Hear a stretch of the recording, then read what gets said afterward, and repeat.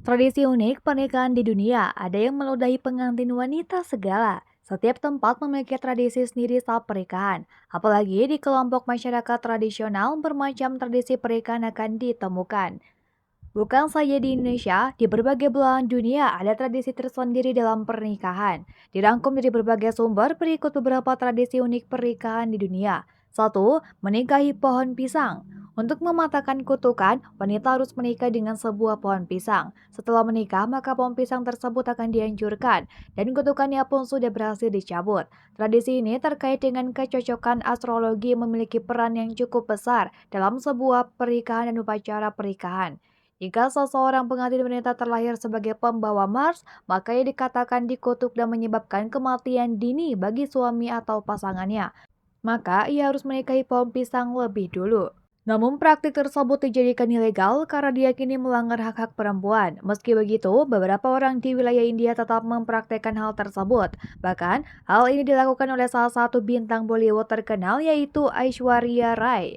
Dua, menginjak para tamu. Setelah upacara pernikahan telah selesai dilaksanakan, maka para tamu terdiri dari kerabat dari pengantin wanita akan berbaring telungkup dan bersisian di sebuah lantai. Kemudian pasangan pengantin yang telah menjalankan pernikahan tersebut akan keluar dari aula pernikahan dan berjalan di atas mereka. Seolah-olah mereka adalah sebuah karpet yang diinjak-injak biasa.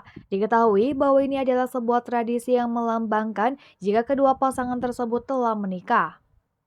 3. Meludahi mempelai perempuan. Tradisi aneh dari pernikahan orang Maasai di Kenya, yakni papa mempelai perempuan akan meludahi kepala dan payudara anaknya sebelum hari pernikahan.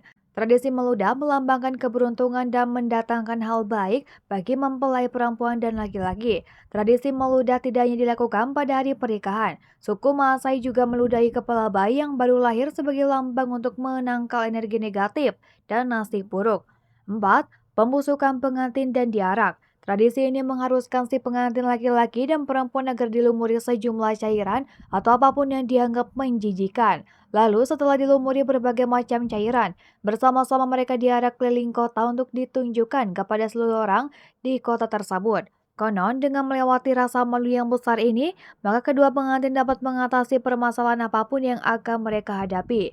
5. Malam pertama buat kegaduhan. Tradisi di Prancis ini juga aneh. Saat peserta pernikahan selesai dan para pengantin sudah pulang ke rumahnya, keluarga dari kedua belah pihak akan berkumpul di depan rumah dan membuat kegaduhan tepat di tengah malam. Mereka akan menggedor panci dan wajan sambil berteriak serta bernyanyi.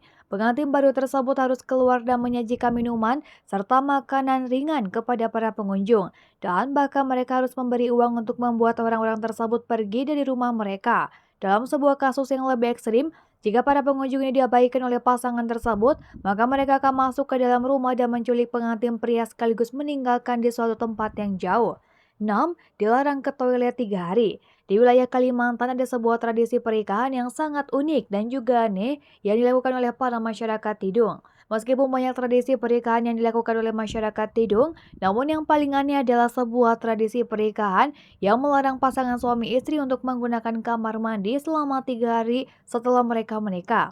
Artinya kedua mempelai harus menahan buang air kecil dan air besar selama 3 hari berturut-turut. Jika mereka menggunakan kamar mandi selama periode waktu yang telah ditentukan, maka kedua pasangan tersebut akan membawa nasib buruk bagi pernikahannya. Salah satu kesialan tersebut adalah perselingkuhan atau bahkan kematian anak-anak mereka di usia yang sangat muda. Selama periode pasca pernikahan ini, pasangan itu diawasi oleh beberapa orang yang memberi mereka makanan dan minuman sangat minim. 3 hari berlalu, pengantin baru akan dimandikan dan diizinkan kembali ke kehidupan normalnya. Wah, unik-unik ya di daerah kalian ada tradisi unik apa nih kalau ada yang nikahan?